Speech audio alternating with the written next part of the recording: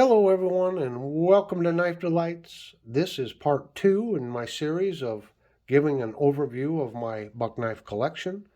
These are the non-traditional fixed blade knives that Buck has produced, and we'll just jump right into it here, and we'll start off here with the 857.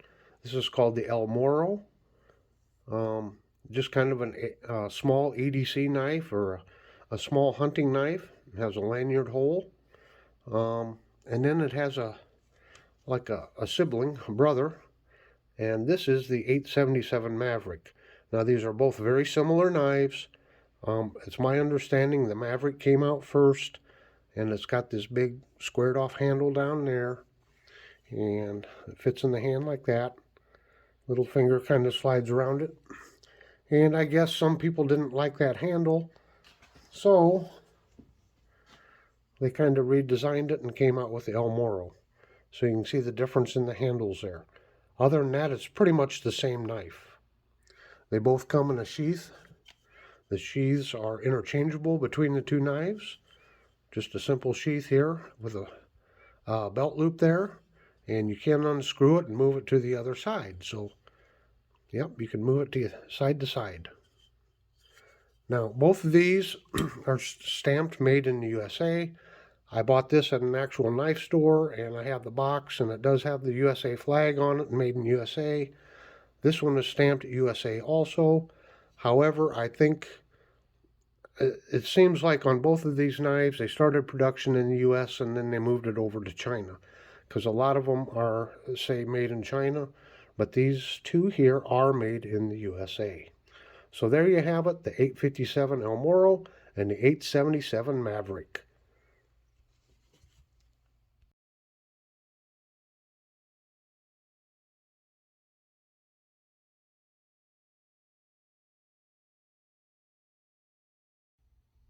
We will now move along to the 658 Small Pursuit. And this is a very nice knife. I really like this knife. And I have the handle materials and the blade steel and everything listed in the photos as you've seen. This is a very comfortable knife. Some very useful jimping right there. With the texturing on here, you know, it does not slide around in your hand whatsoever. And the nice thing is, if you're out in cold weather, while having this style of handle, your hand doesn't get quite so cold holding on to it. It does have the lanyard hole there. Very nice blade shape to it. And this is the small cell Kirk. They make the large cell Kirk. I'm sorry, this is the small Pursuit. They do make a large Pursuit also.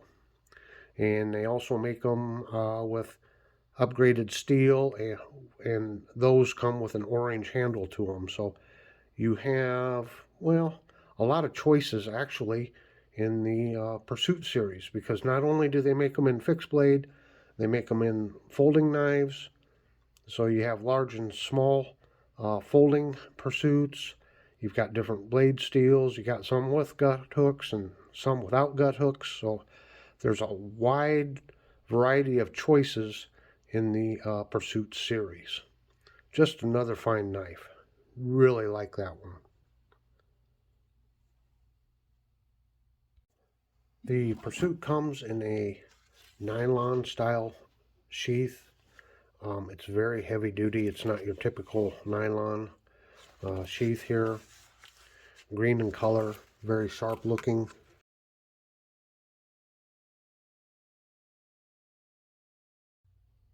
Okay, next we can move right along here to the 853 Small Cell Kirk. And of all the knives on the table, this is the only one that's made in China. But it is a very attractive knife.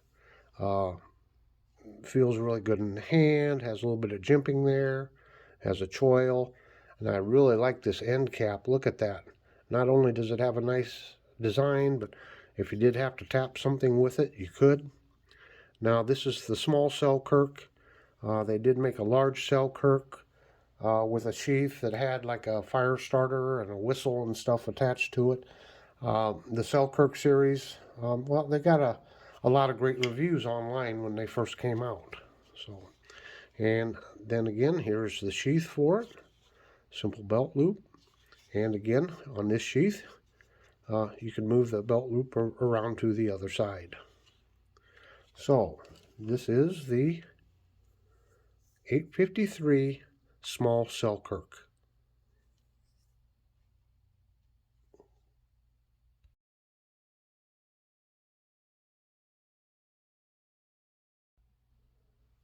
We're going to take a look at this one now.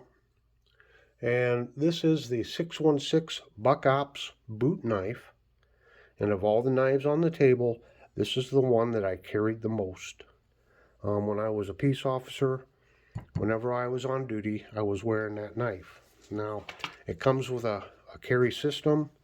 You have this here, and you have this here, and you can take this strap out and mount this right onto here, and then you've got a clip, and then this kind of goes around over it also. So you can wear it clipped to your belt. I took that off because I wore this on my ankle.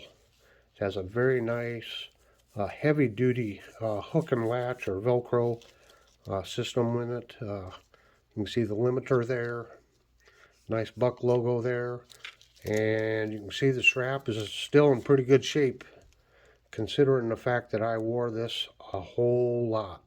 So I always liked having this knife on my ankle, because I always like to have blades around all parts of my body for, availability, accessibility. Whether if I was in a car accident or something and had to cut myself out, no matter where around my body that I could reach and get to, I would be able to find a blade.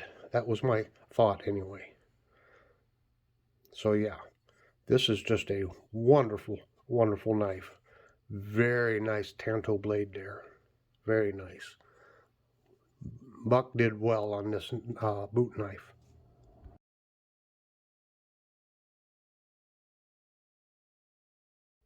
Let's see. Let's go to this one next. We'll leave my favorite one on the table. We'll do it last. And this is the Small Bucklight Max. Small Bucklight Max. It is number 673. And it is more in the budget line. This was around $23 or something in a local store.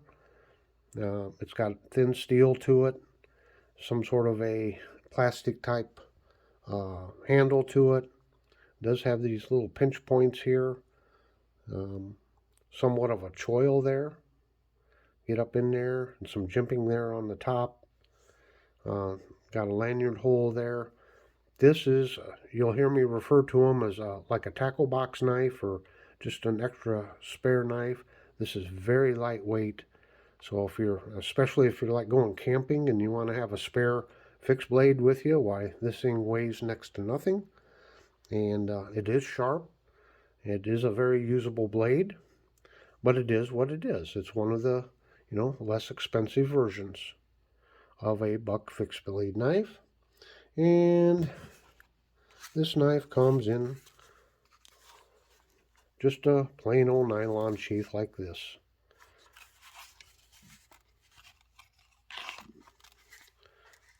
Just bend it around there and snap it. And so that's what that looks like. Now this is the small Bucklight. They do make the regular Bucklight Max, and it's, I don't know, an inch longer or something like that. But again, just another handy little knife to be used as a spare or a beginner's knife.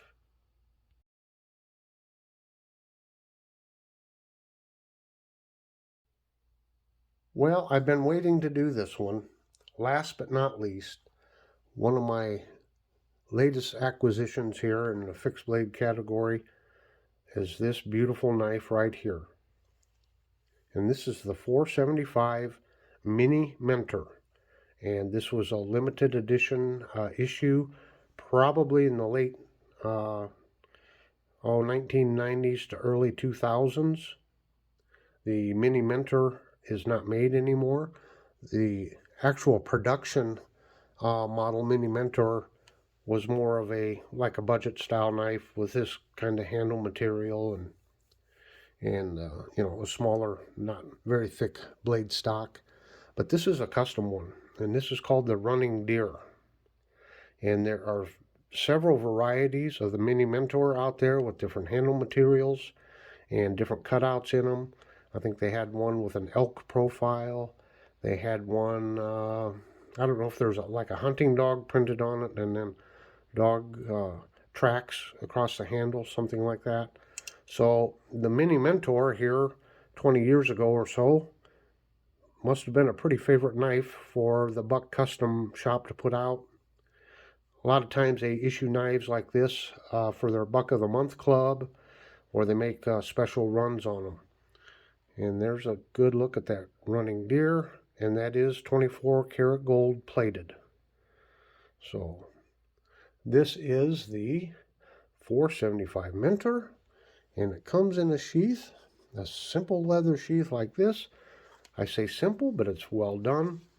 It doesn't say Buck on it anywhere. Let's see, yeah. But it just has that nice Buck stamp in it. Now, I bought this used at an antique store. There's just a little bit of a blemish there on the sheath, but yep, drain hole there. Nice welt.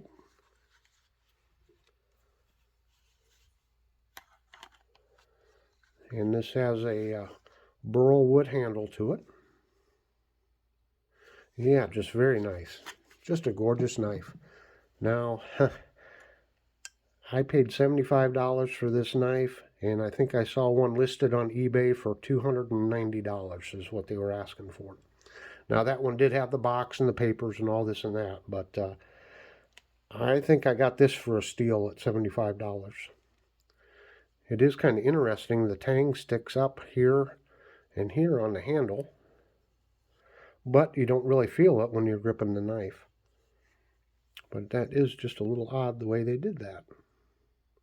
And if I did not mention, all of these knives here are full tang knives, each and every one of them.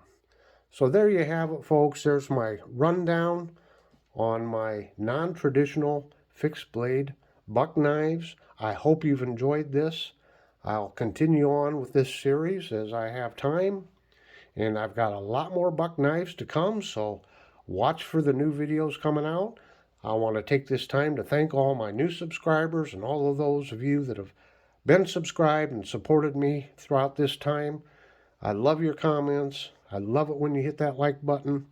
It just encourages me to make more videos, and I really appreciate all your support. So until next time, have a very delightful day.